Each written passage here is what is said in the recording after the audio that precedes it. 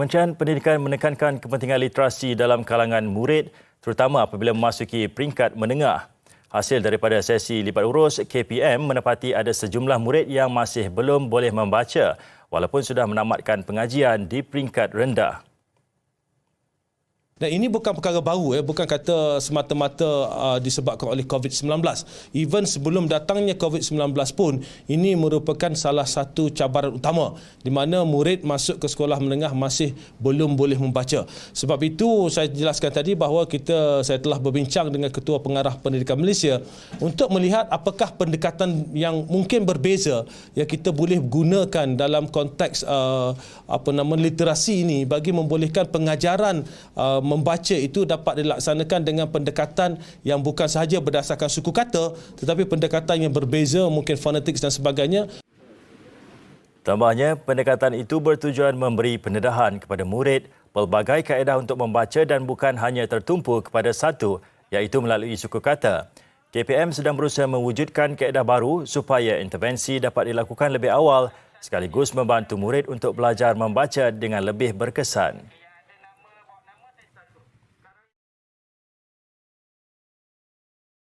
Definisi literasi. Jadi, literasi dapat ditakrifkan sebagai kebolehan seseorang untuk membaca dan menulis. Menurut Kamus Dewan edisi keempat, literasi bahasa juga dikenali sebagai celik huruf serta keupayaan minimum untuk membaca dan menulis dalam sesuatu bahasa. Yang berikut merupakan tujuan literasi menulis. Yang pertama, untuk membolehkan kanak-kanak mengeja perkataan dengan pantas. Dan yang kedua, untuk meluaskan pengetahuan dalam pembendaharaan kata, perkembangan bahasa dan tulisan. Yang ketiga, membolehkan kanak-kanak melahirkan fikiran dan perasaan dengan sempurna dalam bentuk tulisan. Kita beranjak kepada kepentingan kemahiran menulis pula.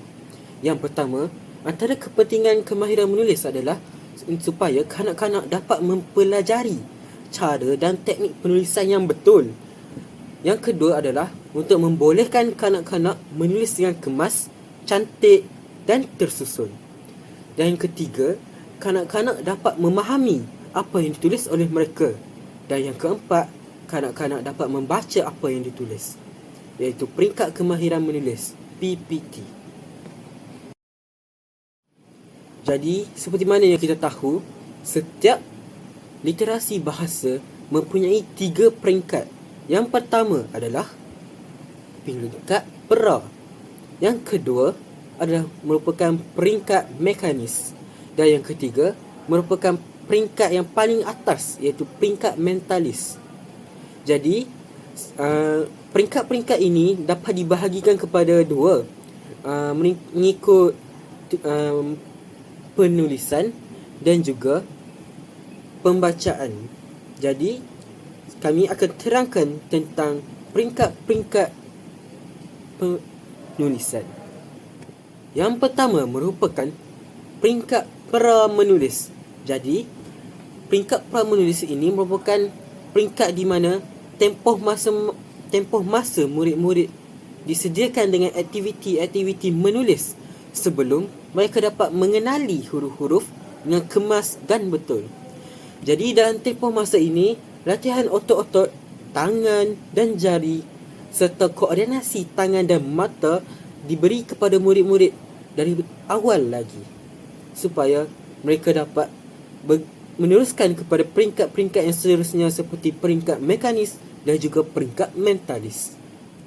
Aktiviti yang kedua adalah aktiviti 100% keseronokan.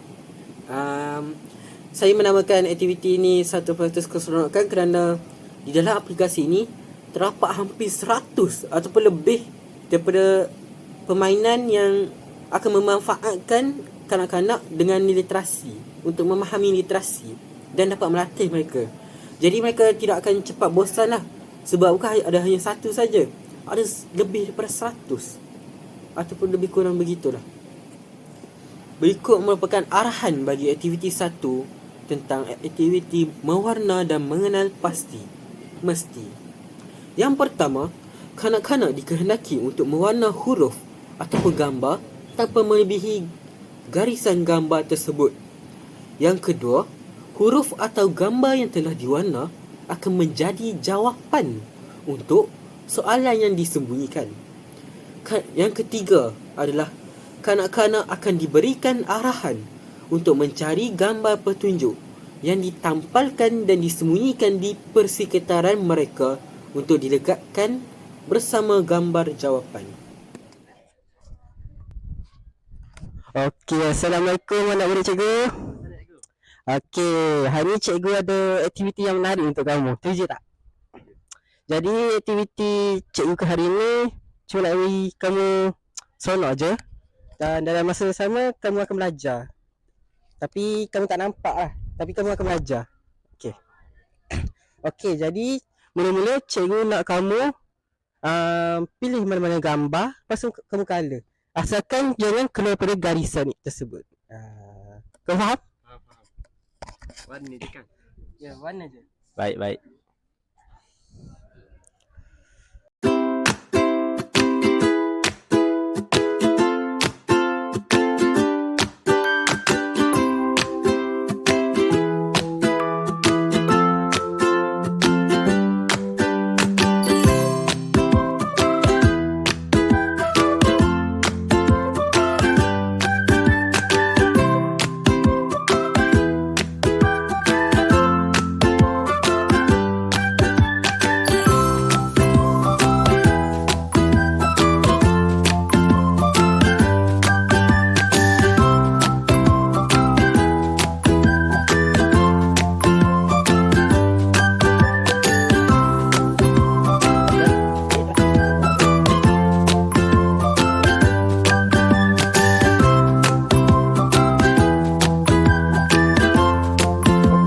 Pandailah Rashdan. Best tak? Best tak? Best tak? Best sangat. Okey. Jadi selepas selesai ni cikgu ada sembunyikan 4 keping gambar yang ada di persekitaran ni. Walaupun gambar dia berbeza, tapi bentuk dia tetap sama. Jadi cikgu nak kamu lekatkan stiker ni. Ni stiker tau, dia boleh cabut. Kamu lekatkan dekat gambar yang sama tu. Okey, mari.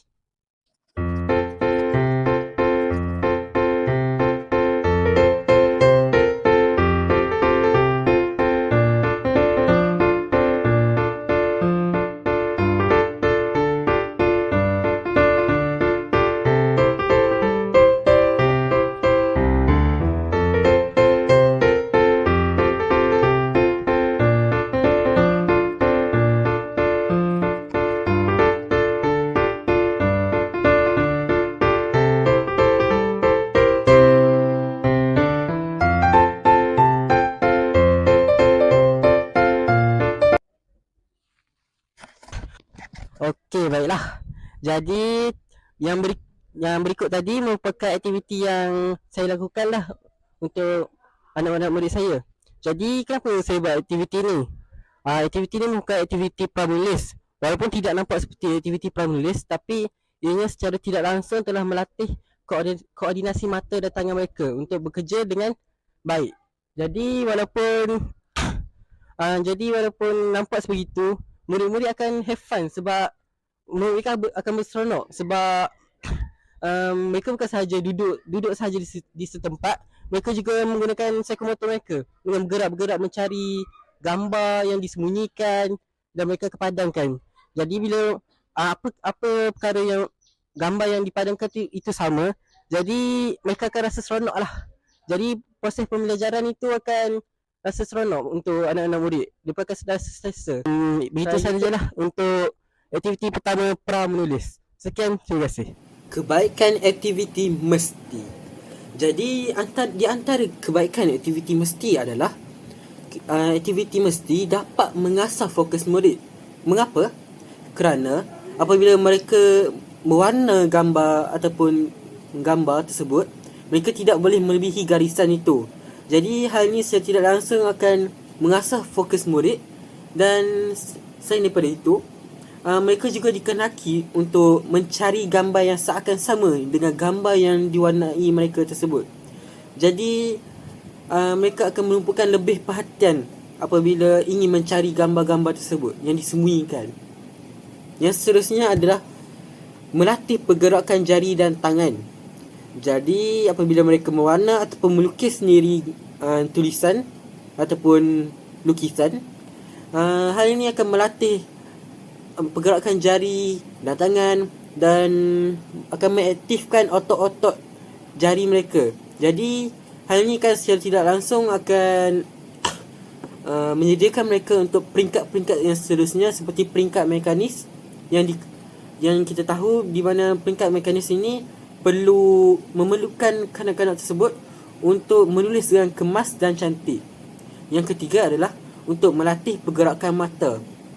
Jadi apabila mereka mewarna ataupun mereka mencari gambar, jadi mereka akan mewarna mengikut apa yang mereka lihat. Apa yang mereka lihat dengan apa yang mereka tengah mewarnai menggunakan tangan mereka. Jadi yang ketiga adalah mengaktifkan psikomotor murid-murid.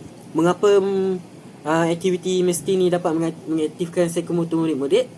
Kerana mereka tidak akan duduk sahaja dekat tempat. Apabila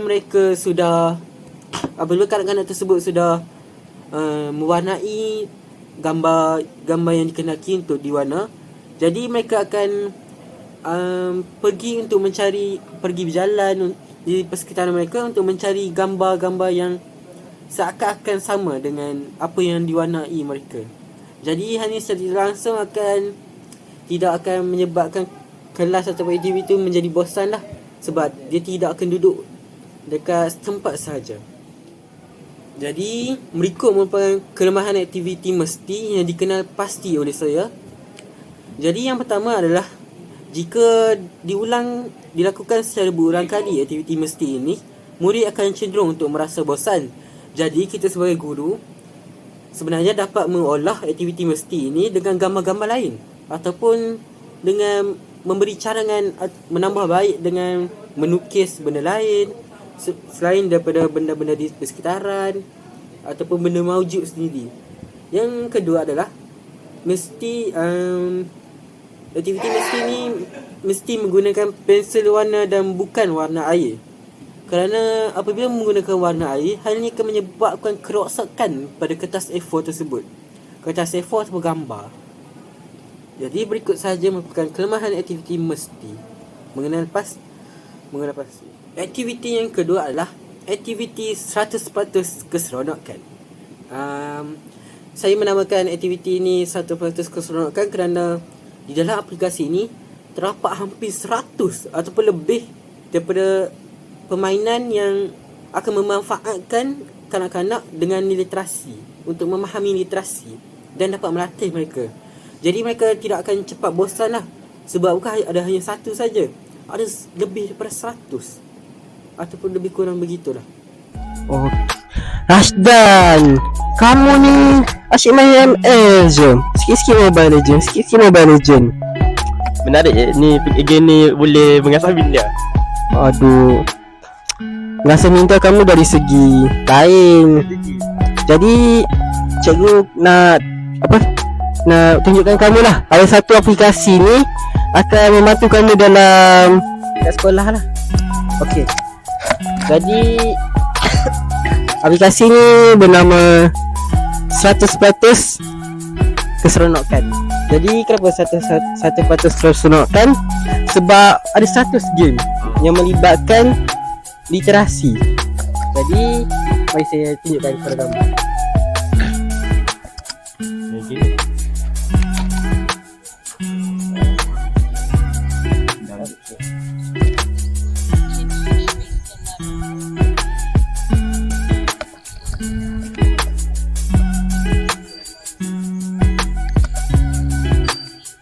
Pandai Rashdan.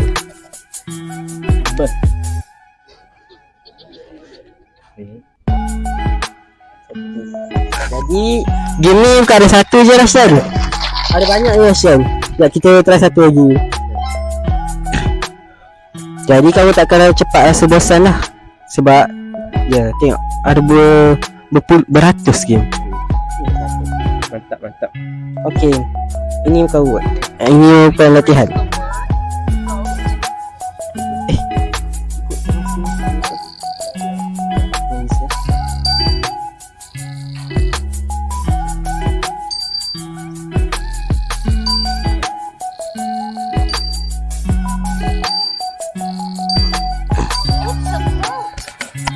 Okey, terima kasih Rasdan. Jadi yang berikut merupakan kebaikan aktiviti 100% keseronokan.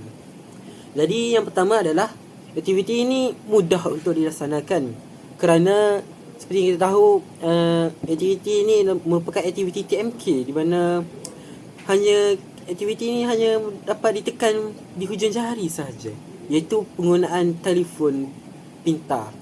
Jadi ibu bapa dapat menggunakan aplikasi tersebut di mana-mana sahaja. Yang kedua adalah terdapat variasi permainan. Jadi aktiviti 100% keseronokan ini mempunyai variasi permainan, bukan sahaja literasi tetapi banyak lagi. Tapi di dalam literasi juga terdapat 100 lebih kurang 100 permainan di dalam bidang literasi di dalam game permainan itu. Yang kedua adalah dapat dilaksanakan di mana-mana sahaja kerana telefon pintar dapat dibawa mana-mana sahaja kerana compact. Telefon pintar merupakan antara gadget yang compact dan sesuai untuk dibawa ke mana sahaja. Dan yang terakhir adalah dapat meningkatkan imajinasi kanak-kanak kerana penggunaan gambar ataupun lukisan merupakan penggunaan yang luas. Terdapat banyak gambar dan lukisan yang mungkin di luar pengetahuan kanak-kanak. Jadi apabila mereka masuk bermain permainan tersebut, mereka akan lihat perkara-perkara yang tidak pernah dilihat oleh mereka. Berikut merupakan kelemahan aktiviti 100% keseronokan. Jadi yang pertama adalah aktiviti ini memerlukan pemantauan ibu bapa kerana seperti yang kita tahu kanak-kanak mudah leka. Jadi ibu bapa perlu memastikan bahawa kanak-kanak tersebut betul-betul tengah bermain permainan 100% keseronokan menggunakan telefon pintar. Yang kedua adalah aktiviti ini juga memerlukan masa yang sesuai. Aktiviti ini tidak digalakkan untuk dilakukan pada waktu malam kerana seperti yang kita tahu penggunaan telefon pintar pada waktu malam akan menjejaskan penglihatan kanak-kanak. Jadi baiklah, kita beralih pada peringkat kedua dalam kemahiran menulis, iaitu menulis mekanis. Apa yang dimaksudkan dengan menulis mekanis ini? Jadi, menulis mekanis ini ialah satu kemahiran yang dilaksanakan kepada murid-murid kita setelah mereka melalui fasa pra-menulis, iaitu peringkat pertama. Jadi, mari kita lanjutkan dengan pembentangan yang seterusnya. Jadi, kita bergerak pula tentang bagaimana dengan kepentingan tulisan mekanis. Jadi, seperti kita tahu, tulisan mekanis ini adalah satu peringkat, iaitu peringkat kedua selepas peringkat pra-menulis. Jadi, pada peringkat ini, semestinya akan menekankan asas yang kukuh kepada anak-anak. Sebagai contohnya, pada peringkat ini murid-murid akan diberi pendedahan mengenai cara menulis perkataan dengan simbol yang betul, garisan-garisannya seperti garisan lurus ataupun garisan melengkung dan sebagainya. Yang kedua pula adalah membolehkan kanak-kanak menyusun huruf menjadi suku kata, perkataan atau ayat sebagai platform komunikasi. Bagaimana pula dikatakan sedemikian rupa? Jadi, apabila kanak-kanak pandai membentuk huruf dengan betul, semestinya mereka akan pandai melahirkan satu elemen yang lebih besar, iaitu perkataan. Sudah tentu juga mereka akan pandai menyebutnya dan pasti akan mengaplikasikannya dalam kehidupan seharian mereka. Dan yang seterusnya adalah membina asas menulis yang kukuh bagi membolehkan kanak-kanak menulis dengan baik, cekat dan pantas. Jadi, ini bergerak pada gabungan-gabungan elemen yang sebelum ini. sudah tentunya mereka akan mahir membentuk, menyusun huruf dalam satu garisan yang teratur.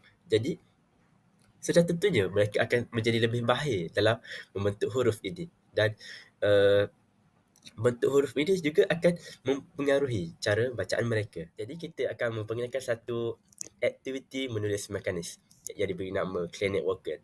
Apa itu Clear Networker? Mari kita lihat.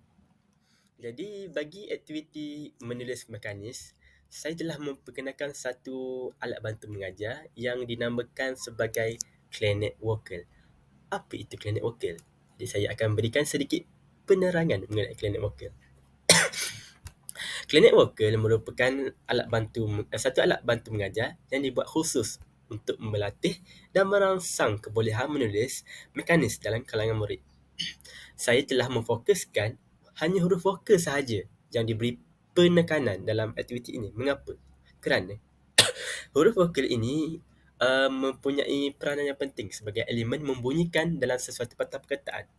Dan seterusnya pula, murid-murid yang kurang mahir boleh mengulang semula aktiviti ini secara berterusan sehingga mereka mahir. Kenapa? Kerana aktiviti ini boleh dijalankan secara berterusan kerana fungsinya yang boleh digunakan secara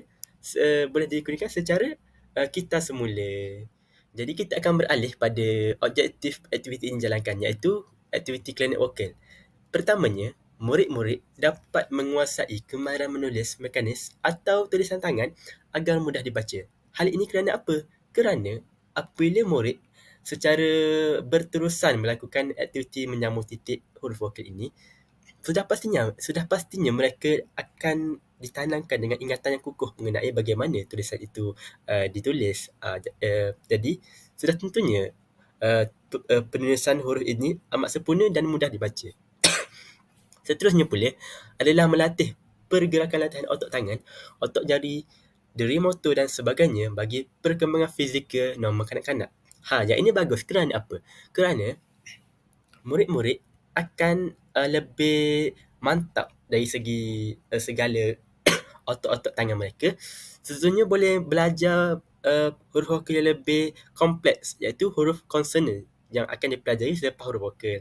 Yang terakhir pula, murid-murid dapat menulis sesuatu abjad vokal dengan bentuk yang betul dan tepat. Yang ini kerana murid-murid apabila melakukan secara teratur aktiviti Clear Networker ini, murid-murid akan dapat mendiskriminasi cara sesuatu huruf itu dibentuk, sama ada melalui garisan lurus, garisan melengkung, garisan semi bulatan dan sebagainya. Assalamualaikum semua. Jadi hari ini saya akan menjelaskan tentang satu aktiviti mengenai aktiviti menulis mekanis. Peringkat mekanis lah.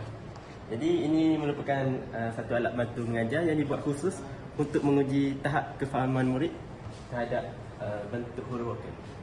Nama baik ini adalah Clear Networker. Mari kita cuba kepada salah satu murid soalan murid kita. Jadi Uzi, ini merupakan aktiviti Clear Networker. Seperti mana namanya Clear Net, iaitu ingin mengubati seseorang lah, lebih kurang. Begini caranya. Macam mana dia aku? Kamu diminta menulis semula mengikut titik-titik ini. Kita akan apa? Pakai pensil. Okey. Kuat. Sini.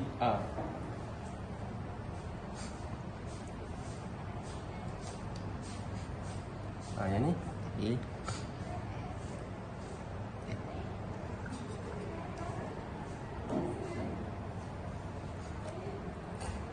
Ni straight dulu. Ini dulu.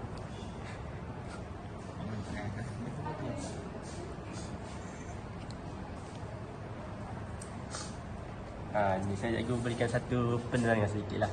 Jadi asal-usul mengenai huruf A ni, ia bertitik tolak daripada huruf menegak dan huruf melengkung.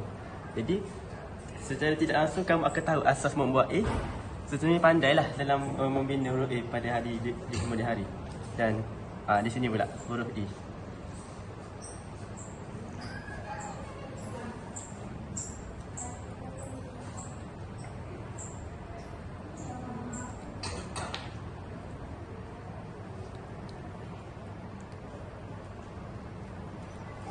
Pandai Uzai. Yang ni saya cakap nak tanya Uzai. Huruf ini lahir daripada perkataan apa? Huruf C dengan Ni bentuk huruf ini. Bentuk melengkung ke menegak ke ha? melengkung. Melengkung dengan melintang. Melintang. Jadi begitulah simulasi mengenai Planet Walker. Semoga bermanfaat. Terima kasih. Jadi di sini saya akan sertakan beberapa impak positif daripada aktiviti Planet Walker.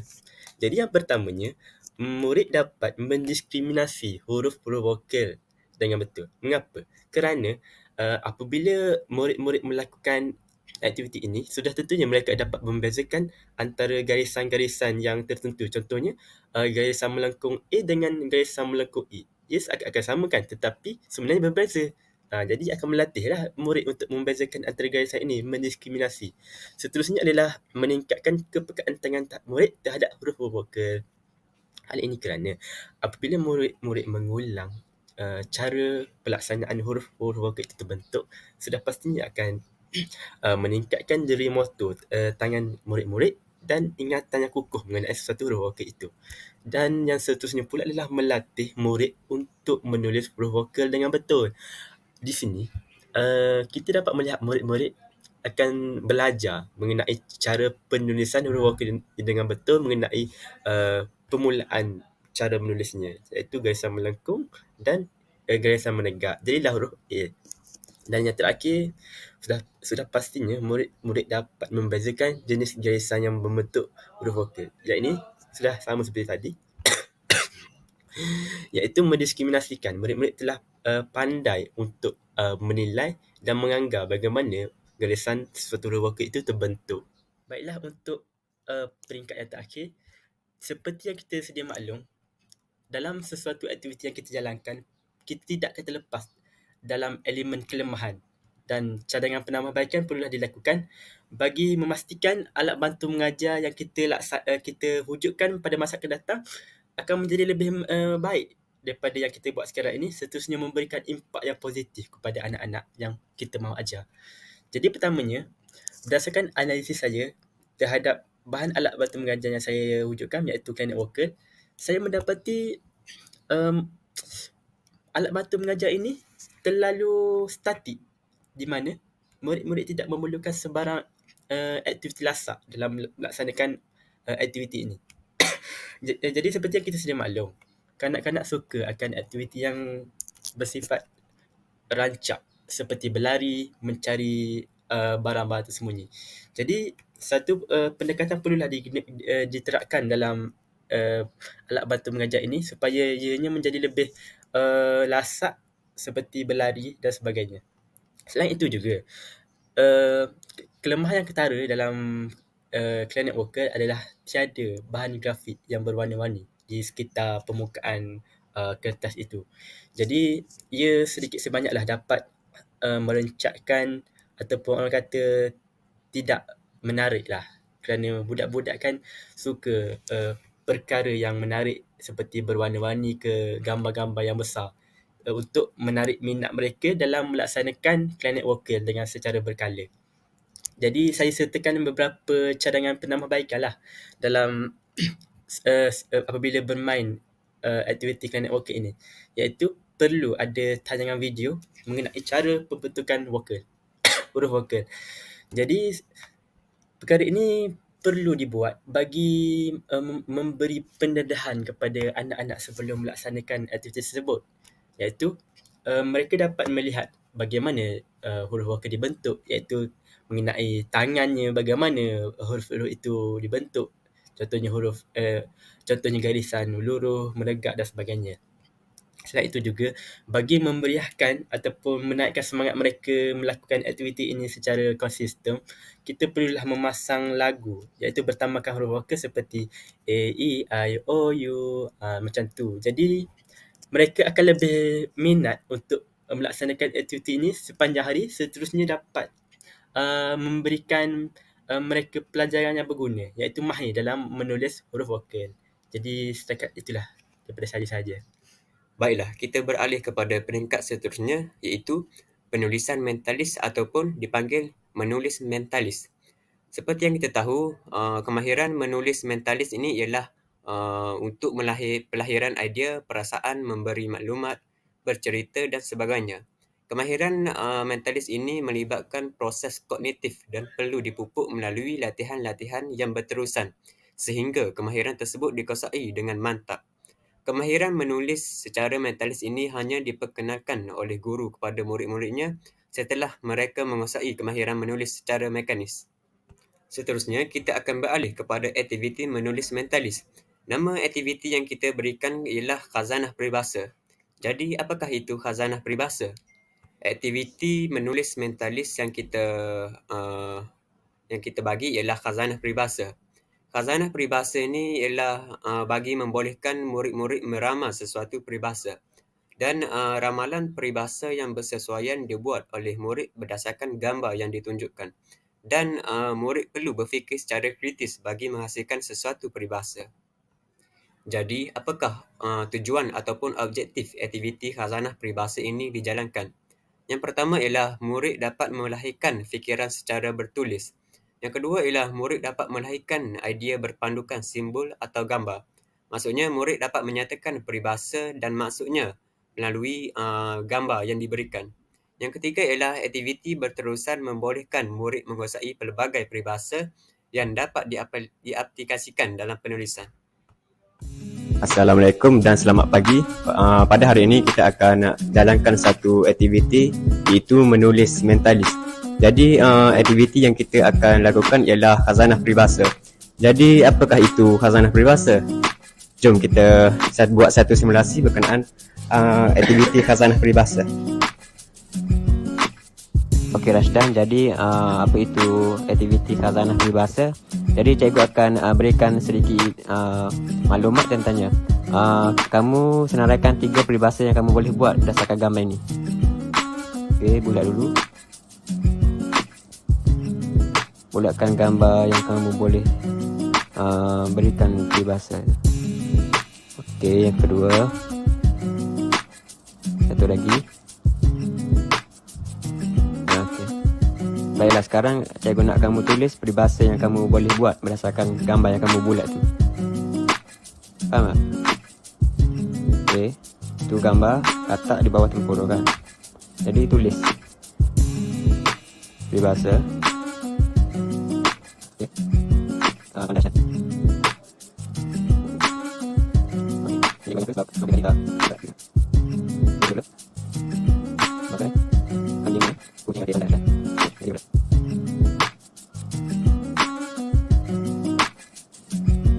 Okey Rashdan, jadi cikgu nak kamu berikan maksud yang cikgu susun ni di tepi berdasarkan peribahasa yang kamu buat tu. Pilih yang paling tepat. Okey.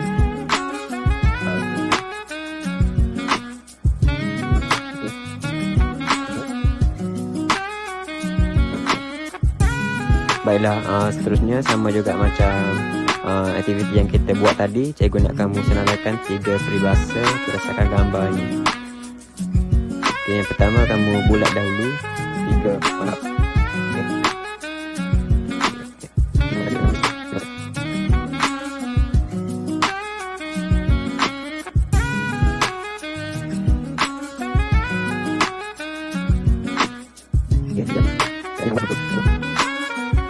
Okey Rashdan, bagus.